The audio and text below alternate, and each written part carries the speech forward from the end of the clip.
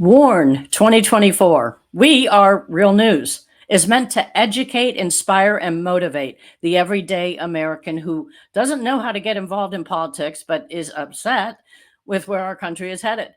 If you're sitting on your couch wondering what you can do to help turn this mess around, just listen to some of these interviews with Americans just like you who have gotten involved as they share what they're doing about it. These stories are amazing and will lift you out of your comfort zone and into the battle to win our country back. The activist in the following episode is not a paid actor. He or she was once sitting right where you are and is now a hometown hero in a short period of time, knowing we have limited time to act. So watch, follow, and share these stories so you can one day say to your grandchildren, when we were at the brink of losing our freedoms, I did something. Enjoy the show.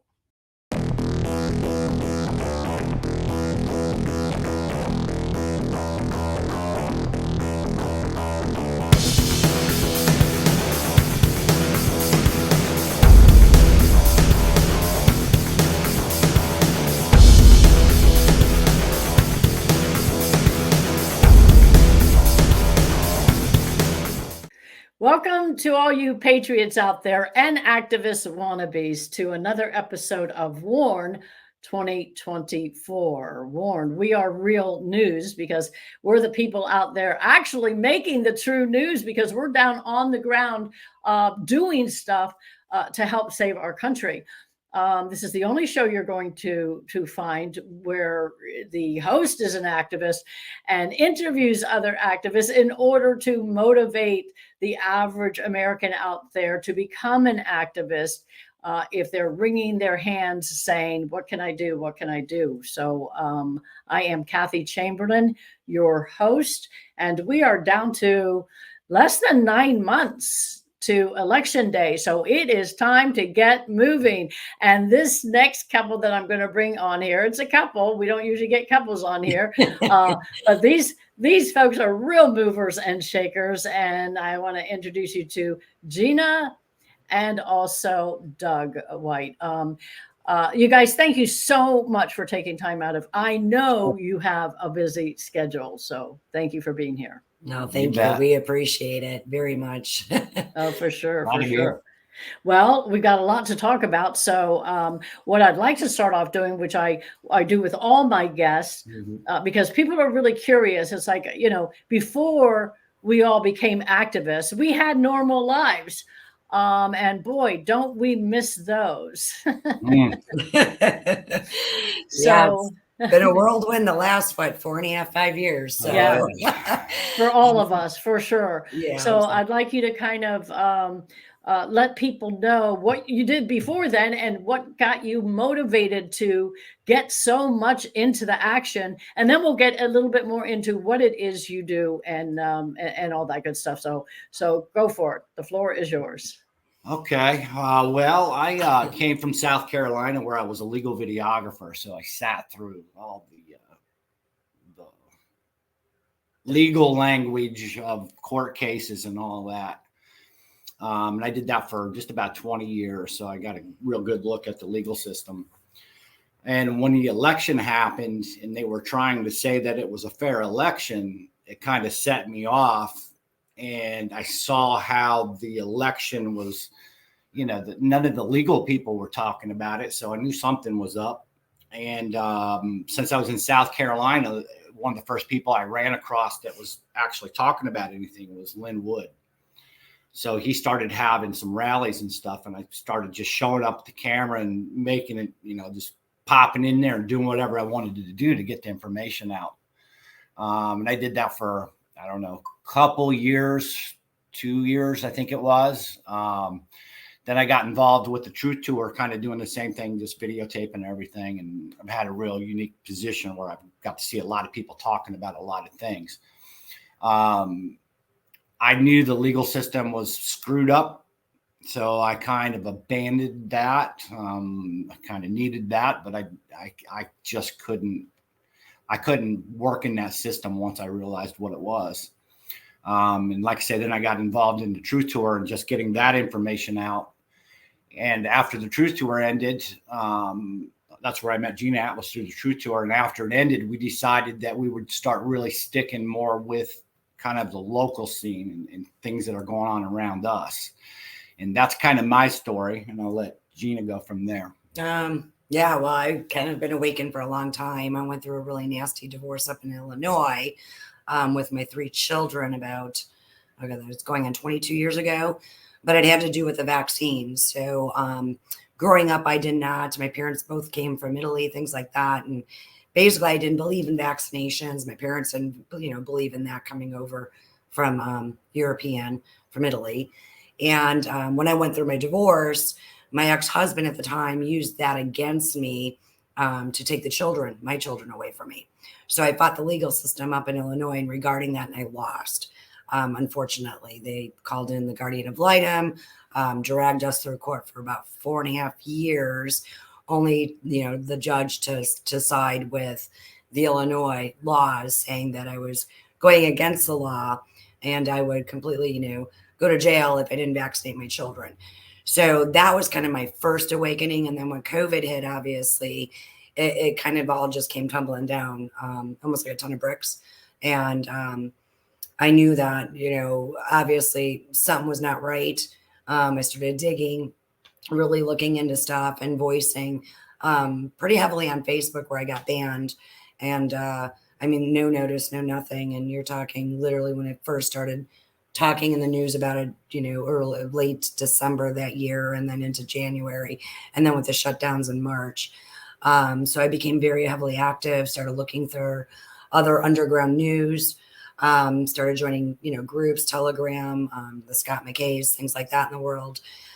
Somehow I just started attending some of the local things that were going on here down in Sarasota. They started very heavily having some little, Kristen W., things like that, Michael Jaco.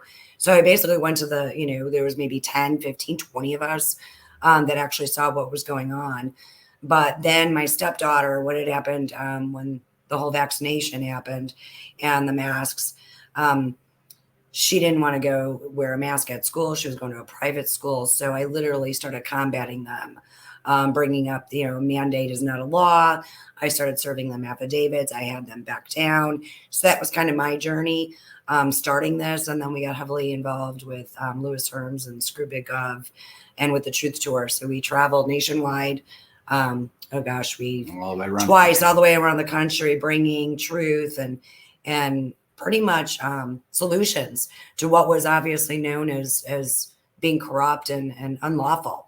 So that's how we kind of came about. And then back last March, Doug had moved down to Florida and with his channel and kind of collaborated, and we're kind of a force to reckon with, because now, being out of the spotlight here in Pinellas County, we kind of had, a year and a half away. And I was like, okay, I got to get back active.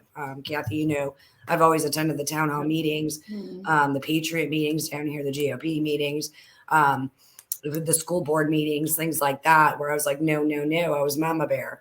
And so now we're back in the swing of things since last October. We've been attending a lot of the meetings here, the candidate, upcoming elections.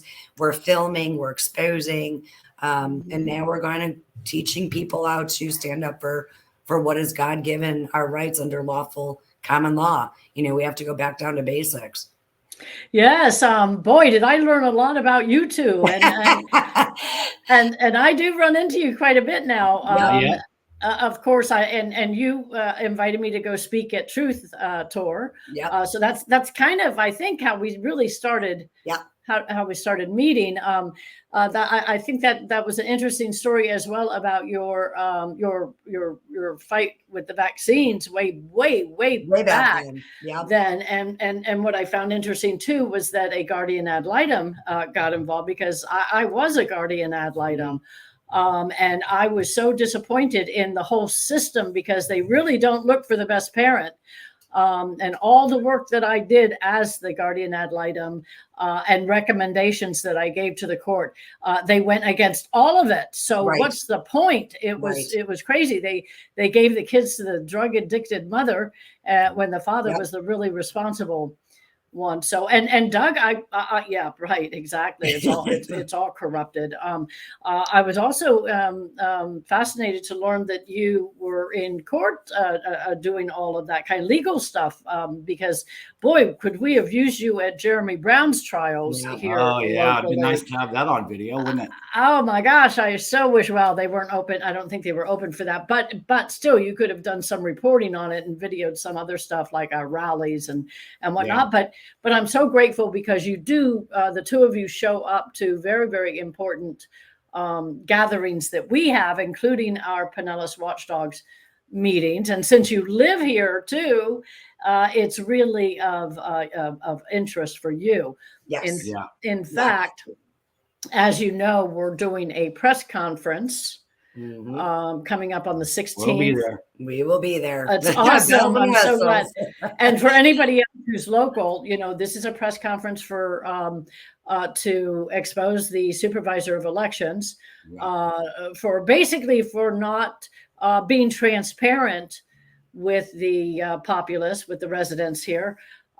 Because we have filed for PRRs, otherwise known as public records requests, and we're just not getting anything out of them. And usually when that happens, there's something to hide. Right. So back to you. Yes, I know. The weapon of this war is a camera.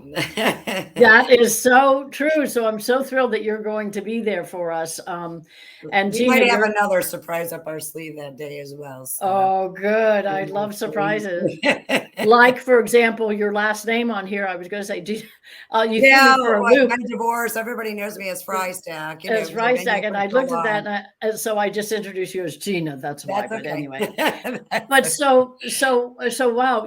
This is what's so important for our audience to understand, because most of us are just, we did have a life before 2020. And so a lot of people are out there really not knowing where to begin, how to even get involved. They want to help. They want to do something. They know our country's in deep, deep doo-doo. But so that's why I have all these guests on that have taken that first step. And now, I mean, look at everything. You have a totally, as do I, totally different life. Yeah. It's been a little crazy. And in the sacrifice, I think a lot of people aren't willing to sacrifice, unfortunately. Well, that's it. They're comfortable. They're comfortable where they're currently at, which is, you have to be uncomfortable. Change is scary. We all know that.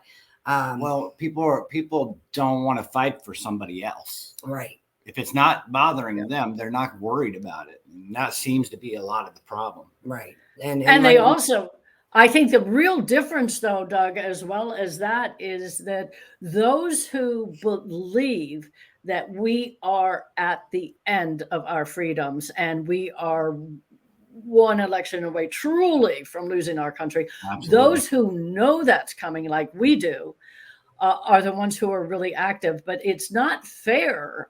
I say this all the time. It's not fair to us because we are working overtime, double time, and mostly in work that we don't get paid for. Yeah, I haven't been paid. For anything really. I mean, a little bit. Me too. If it wasn't for my books, and my speeches, which have dwindled a lot since 2020, because of course nobody was getting together meeting in groups. And I mean, I still, it's very difficult to pay my monthly bills. So people don't understand the sacrifice. Like the founding fathers, what did they give up? They gave up everything, their reputation. I mean, we get attacked constantly as cuckoo, conspiracy theorists, even though we're telling the truth. I'm happy to wear that tinfoil hat at this point. I love being called a tinfoil hatter. Yeah, but truly other people need to step up, because that would take a little bit off of our shoulders and make us more normal. So tell me, so now where do you spend most of your time? I'm going to pull your your Rumble account up, and while I'm doing that, why don't you start explaining what you do with your days? Oh boy. Oh gosh, they really vary. They vary. A lot of times we are running around running around states. the states. Like you had said, you know, a lot of people don't realize that the last literally 2.5, 3 years out of pocket, you know, we've Spend everything. spent everything. We literally, you know, some people that we know personally too have lost their family members, went Yes, through divorces because of this, because of the division. You know, that's what they wanted, was the division. that's right. Unfortunately, Yeah. you learn a lot, you know, about yourself, but I do have a corporate job on top of doing what I'm doing. So Oh, I between, didn't know that. So oh you're yeah, working as well? Oh my God. so And yeah, because so I mean, a lot of us have given all of that up yeah, because it's like we don't have enough time in the day just to try to save our country, yeah. much less work. How many hours a week do you work then? Full time, 40 hours. And I'm sometimes on the road with that. So Wow. yeah. So on top of that, then I'm usually She's busy. doing interviews or digging. You know, I really research and cross reference. You know, that's a lot of things that I've been doing. Just like for instance, I'm sure you've heard about the Form 6 that just went into effect January 1st here in Florida. Yes. They've been kind of hushing, you know, what's locally going on within the communities and the city Why don't council. you explain it though because Yeah. I remember I had to file a Form 6 for Jeremy for Yeah. his campaign. Yep. And So and basically, yeah. So what it was is Florida had implemented a law that if you were sitting in any position, whether it's city, police, sheriff, school boards, Public things like that, servant. public servant, and you were getting any type of pay, anything over $10,000 a year, you had to submit your financials, even if you were a running candidate of Florida. wait. $10,000 for Or your more position was in your position, right. or with a full-time job and your position. Well, basically, if it was Both. both. So if you were you know, running candidate, anything over $10,000 that you had made or taxes. So basically, it was a disclosure of your taxes. You would have to submit that. So if you're a running candidate sitting in any government position, and that's including police, sheriff, city council, school boards, whatever the circumstance is, governors, mayors, everything, you have to submit your financials. Well, DeSantis, as of last year, December, signed off at January 1st. He lowered the increment down to $1,000 or more. Oh my God. Yeah. So basically, January 1st came, and a lot of people don't realize this. And they weren't paying attention because it was New Year's Day, things like that. But we had an uprising within our cities, within Florida. Yes. St. Pete, I believe, lost 4 or 5. I think 6 actually, 6. but yeah. Yeah. Madeira Beach, you know, Seminole. I mean, all the local here in Pinellas had somewhat of people stepping off their boards and just resigning. Well, because if I can add this too, the other thing that came with this bill that the governor passed was because prior to that, I think it was just legislators, elected officials like governor, like, but this law brought it down to city councils and it brought it mayors down to and the local level where it was in your Right. backyard, you know. So Where it should be. where it should be, you know, we need to know, because remember, they work for us, and a lot of Right. people forget that, you know. So you're for this. Oh yeah. Well, I'm for it, one, because I started doing a little bit of, digging, because that's if you're an investigator or if you're doing what we're doing, you need to know all the good points, bad Right. points, you know, both sides of the story. Started to find out that a lot of these sitting positions, some of them are voluntary, but some of them pay a minimum of $1,400 a year. You know, even if you're on, a treasury, position, some of them pay up to $10,000 a year. So many of them do have regular jobs, families. Some of them do have other businesses. Now, I think this is what, maybe they call the white hats or the good people trying to expose, what's going on the grassroots level. So I started doing a little bit of digging. So the average for city council was anywhere from $1,400 a year up to $10,000. Well, now, they've lowered it to $1,000 where they have to submit all their financials, report it. And now there's an uprising where the people that did quit are trying to countersue, this law and this bill, which is really interesting. The interesting thing too, is I found out that a lot of these politicians or sitting elected officials do have other jobs, businesses. A lot of them do have, the businesses themselves have their wives involved, So they would have to expose and disclose any business, period, their beneficiaries, their people that they work with. So a lot of times I think this is somewhat of a white hat movement where they're saying, hey, it's happening not just on the, government, big federal government, Local. it's happening locally where money's being laundered, things corrupt are happening. And how do you find it? And how do you find it? You That's start how you with the find group, with the aggressor. Because and that's very interesting news for our audience and for me, because my first impression was because the counter argument to that is that a lot of these like city councils, a lot of them are basically volunteers, right? And it becomes not just costly for them to have to put together this form, but also I wouldn't want everybody knowing my financial stuff. That's my business. So I could see the argument from their side, and I was, up until you just brought that up, I didn't really see the other side. Right. So, yeah. so clearly. The government knows out all of our stuff, right? I mean, they want us to file taxes. They work for us. I think we probably deserve to know what they make, right? More than they deserve to know what we make. Well, and if you look at it too, from, even at a state level, you have the senators, the congressmen, things like that. They have to submit all of their financials as well.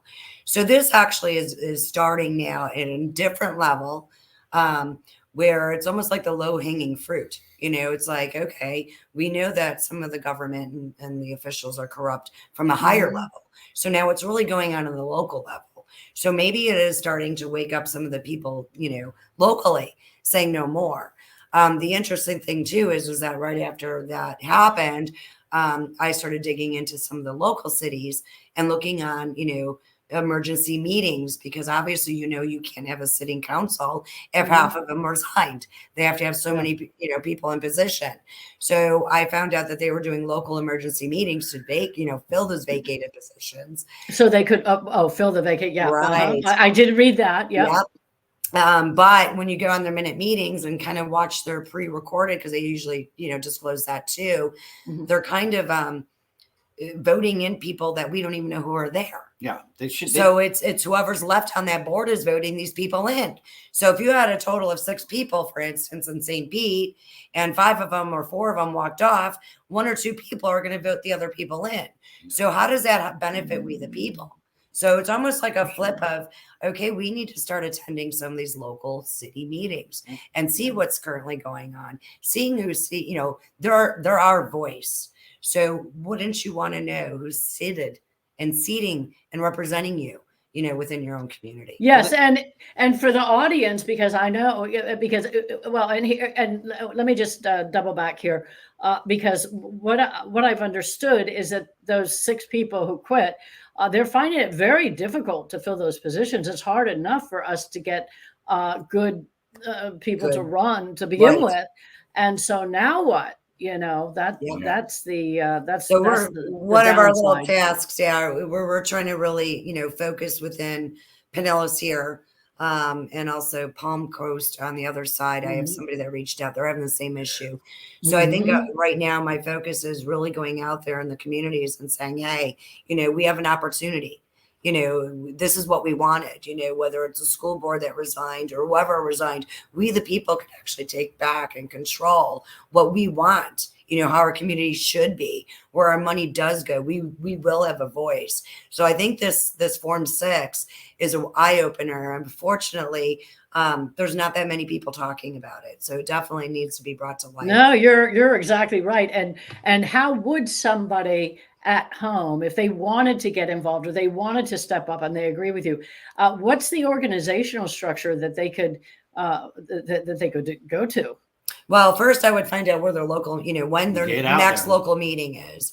For instance, meeting? Well, any city meetings, whatever it happens to be. Okay. Whatever city it is, go to their, their city website, see, starting January 1st.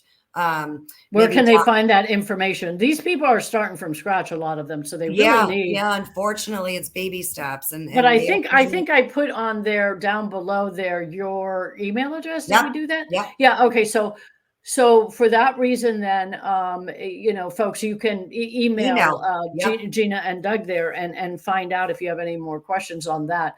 We're getting low on time, and I don't want to miss getting your website up. I mean your Rumble, because that's so impressive, and I love what you guys are doing. Shall I bring it up here? Yeah, and then you guys can pretty much talk about because you have a Rumble channel, and you want to share what address that is so people can on your phone know where to look.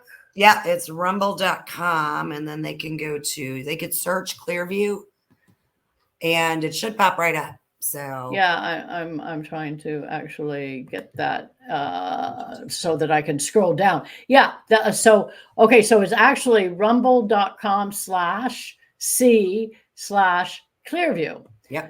It covers a lot of ground on there. I see that. Yeah. So kind of started it, the further back you go, it started out like with those early streaming of like a lot of those events. And then I kind of used it in the beginning just to archive things that social media wouldn't let you put out. Yeah, like right there, there's Watchdogs, folks. Yep. Chris Gleason, we do a lot of local stuff. A lot of local stuff. Then we also bring some attention to common law. We've been doing a lot with the true story of Jeremy Brown. I'd love to watch. I don't even think I've watched that. Yeah, there's a lot of J6 stuff on there. And you go, and the whole thing about that, you go way back to the beginning. This was like 4 years ago. I have some J6 footage on there that they would not allow in court. No kidding. The guy that was there. Wow. So I kind of used it for that. I'll have to, and you guys are getting pretty up there on viewership too. I see. You've got what did I see up there? Like over 12,000, right? Yeah. We've been heavily censored for the last year. I'll bet. We've been averaging anywhere from 35 to 50 people a week joining, and our number never moved. And it literally just went up 100 people. And we're like, how does that work? So we know we're on the right track, obviously, if our statistics are not, showing what the true number of followers are. So, but we do a lot of, everything. I mean, we would cover, and if anybody's got some great stories or wants to be interviewed, we'd love to do more of that. We love to do that. For instance, there's a gentleman in Clearwater that's VFW, small Clearwater, and in Clearwater, but he's started his own little community garden for free. It's pretty cool. And the city now is joined forces with him, is giving him land so he could expand and start teaching children on how to garden and grow their own vegetables. Wow, so I love that. Have I met him? Yeah. No, you haven't. No, but it's really neat because those are the stories. We need to start. People are doing things. We need to do things in our community, and people need to start doing that. And yes. Totally. The whole board meeting thing, I've thought about that for a while. And the camera is the weapon of this war. We should demand that all these city councils stream these meetings. Right. And these court cases. I mean, especially with the Jeremy 6, what I learned going through Jeremy's trial, we have no rule of law. I think people would be absolutely shocked if they saw what's going on in these court cases, and they all should be transparent and open, because quite frankly, I believe that the DOJ and the FBI just practiced with the J6ers to get it down. They're putting Trump through. It's their word against your word. But if people see that, well, whoever they want to believe, they can decide who they want to believe.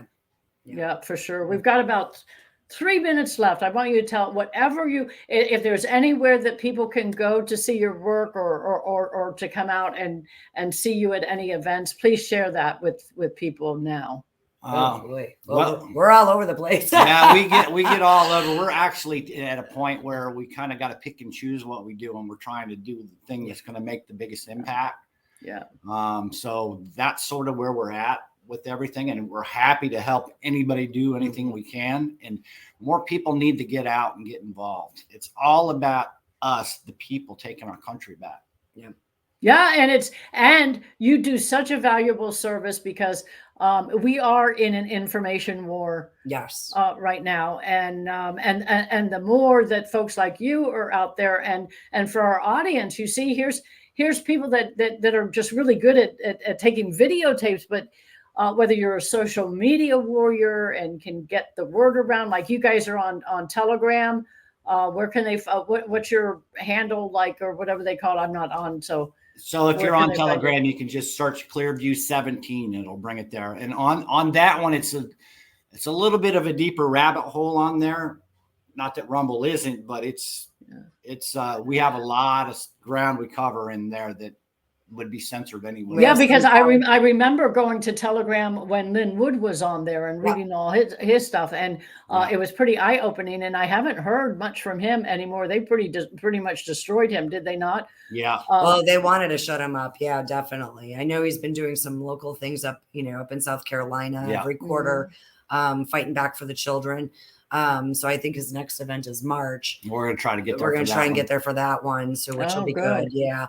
So, awesome. But there's a lot going on, and locally, and I keep track if anybody wants to, get involved. And I started making a calendar of all the events coming up, which I think would be starting a good idea to start posting some of those.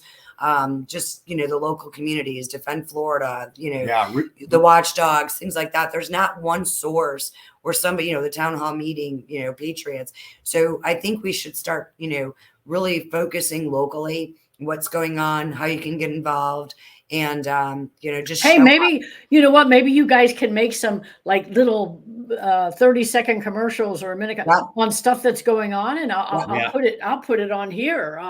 Between my shows and stuff. So that's really a big deal too, because people need somewhere they can go to find the stuff they're not going to find in their newspaper or their. Exactly. And a lot of people too that are older don't go to Facebook. They don't know what Facebook is. They don't know Telegram. They don't know Telegram. So all right, well, let's collaborate on that. I'd love to do that. And I just want to say thank you so much for coming on, you guys. I look forward to seeing you at the next event, especially the press conference. Oh, we'll get that one. I can't wait. I can't wait to see your surprise. So until then, God bless you both. Thanks. God bless you. Thank you, Kathy. Have a wonderful. Okay, well, I cut her off. I feel bad about that. So folks, see people from all different talents, all different skill sets. Everybody's got something that they can bring light to the message that we're trying to get out before we lose this country. We have one last chance. We've got 9 months, less than that, left till the next election. So folks, thank you very much for joining another episode of WARN 2024. And if you know of an activist out there that you would like to see on this show, please email me at Kathy, CATHI, at WARN2024.com. Or if you are, I'd love to have you on here. But whatever you do, don't just listen to these podcasts and do nothing, please. You got to follow so that you don't miss a future podcast, and also make sure to share so that you can start waking other people up to how easy it is to get involved and how much we need you. So until next episode, guys, God bless you all. And now, folks, in closing, I would like to read for you one of my favorite quotes. This was from a priest in World War II named Dietrich Bonhoeffer. And I hope you'll take the time to look his incredible life up. Silence in the face of evil is itself evil. God will not hold us guiltless. Not to speak is to speak. Not to act is to act. Not to stand is to stand.